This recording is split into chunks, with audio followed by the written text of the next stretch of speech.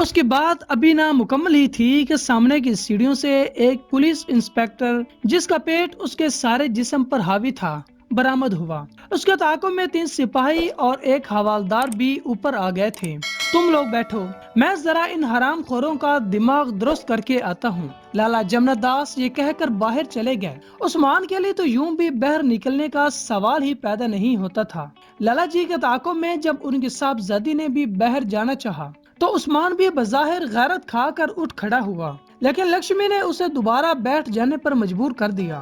آپ ان کے منہ کیوں لگتے ہیں؟ اس کے مخاطب کرنے کا انداز ہی عثمان کو کھا گیا تھا۔ جس اپنائیت سے اس نے یہ بات کہی تھی، اس کے بعد تو عثمان کے لیے اس کے تصور سے جان چھڑانا مشکل ہو گیا تھا۔ کمرے کے باہر لالا جمنا داس اور ان کی صاحبزادی کی پولیس والوں کو ڈانٹنے کی آوازیں سنائی دے رہی تھیں۔ سلیم نے اندازہ لگا لیا تھا کہ ان کی سپتری کا تعلق عام پولیس سے نہیں، ضرور وہ انٹیلیجنس سروسز سے متعلق تھی۔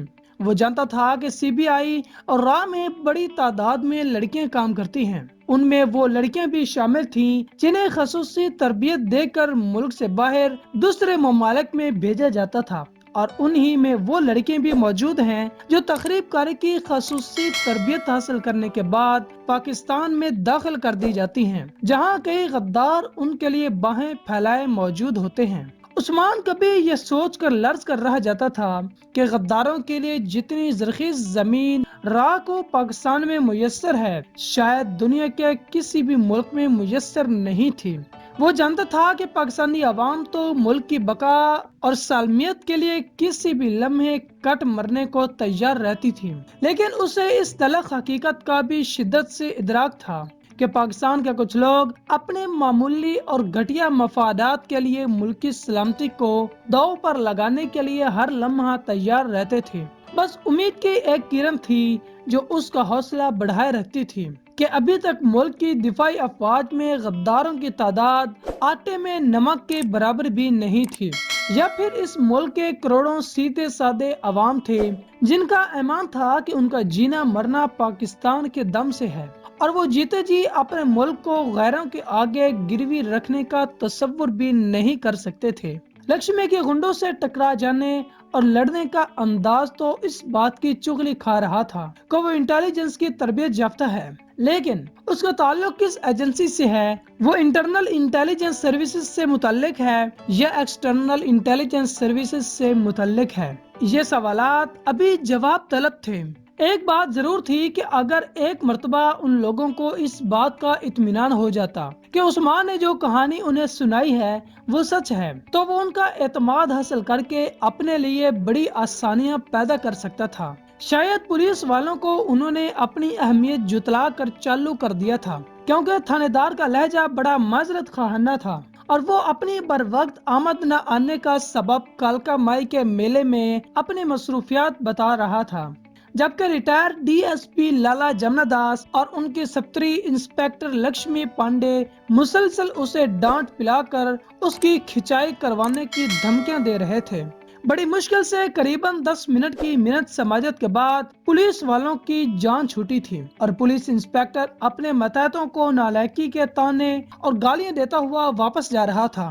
گدے کا بچہ اب صفائیاں پیش کر رہا ہے، میں دلی جا لوں، اس کی پیٹی نہ اتروا دوں تو میرا نام بھی جمنا داس نہیں۔ لالا جی کا غصہ ابھی ٹھنڈا نہیں ہوا تھا۔ آپ کس کس کی پیٹی اتروائیں گے؟ یہاں تو آوے کا آوا ہی بگڑا ہوا ہے۔ میں نے تو اب اس موضوع پر سوچنا بھی چھوڑ دیا ہے، عثمان نے قدرے بے تکلفی سے کہا۔ بھگوان جانے آپ کی یہ پولیس والی عادت کب جائے گی؟ ساری زندگی اس ڈپارٹمنٹ میں گزارنے کے بعد بھی آپ کو علم نہیں ہوا کہ کتے کی دم کبھی سیدھی نہیں ہوا کرتی، اور آپ بیٹی کو بھی ادھر ہی جھونک دیا۔ جانکی دیوی نے معمول کے مطابق لالا جی کو سرزنش کر دی۔ ایک تو تم نے قسم کھا رکھی ہے کہ جس بات کی سمجھ نہ ہو اس میں ٹانگ ضرور پھنساؤ گی۔ لالا جی بھی خاصا گرم تھے۔ دونوں کے درمیان 3-4 طنزیہ جملوں کا تبادلہ ہو گیا۔ اس صورتحال سے لکشمی اور راہل کے ساتھ ساتھ عثمان بھی قدرے لطف اندوز ہو رہا تھا۔ اس سے پہلے کہ الفاظ کی یہ جنگ شدت اختیار کرتی، اچانک لکشمی نے سیز پھیر کروا دیا۔ میرے خیال سے اس مسئلے پر ہم دلی میں کافی دیر گفتگو کر سکتے ہیں۔ راج کمار جی کے سامنے یہ سب کچھ اچھا نہیں لگتا۔ اگر آپ اجازت دیں تو میں موضوع بدل دوں۔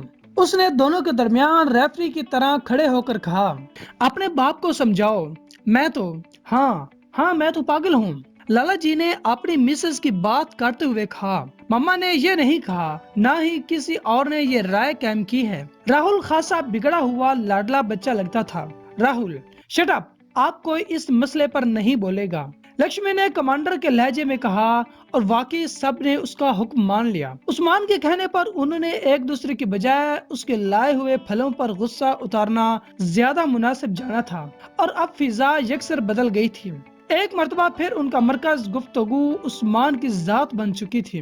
اس نے ٹسوئے بہاتے ہوئے اپنے باپ سے مسلسل شدید نفرت اور ماں کے لیے بے پناہ مظلومیت کا احساس دلاتے ہوئے انہیں بتایا کہ اب وہ واپس جانے والا نہیں اور جلد ہی دلی میں کوئی بزنس کرنے کے لیے پرتول رہا ہے۔ اس کی یہ اطلاع لالا جی اور ان کی پتنی کے لیے خاصی کارآمد ثابت ہوئی تھی۔ شاید لالا جی بھی ریٹائرمنٹ کے بعد کوئی کاروبار کرنے کے لیے کوشاں تھے، مگر نالائق اولاد یعنی کہ اپنے بیٹے راہل پانڈے کی طرف سے مناسب تعاون نہ ملنے کے سبب ان کی دال نہیں گلی تھی۔ اب جو عثمان نے ان کی دکھتی رگ کو چھیڑا تو لالا جی کی دلچسپی اس میں پہلے سے دو چند ہو گئی۔ ارے واہ بیٹا، کیا عقل مندی کی بات کی ہے تم نے، واقعی اس سے بہتر کوئی راستہ نہیں۔ ان نوکری میں رکھا ہی کیا ہے، اب مجھے ہی دیکھ لو، اپنی مثال تو آپ نہ ہی دیجیے۔ وہ اپنی کالونی میں دیکھا ہے، آپ نے ریٹائر انسپیکٹر کی بیوی اور بچوں کو دلی میں 5 کوٹھیاں بنا لی ہیں انہوں نے، اور یہ ایک ڈی ایس پی صاحب ساری زندگی تنخواہوں پر گزار دی، حالانکہ دلی میں 10 سال سے زیادہ سروس ہے ان کی۔ ارے جس پولیس کے سپاہی نے بھی دلی میں 10 سال نوکری کی ہے، 10 کوٹھیاں اس نے بنا لی ہیں۔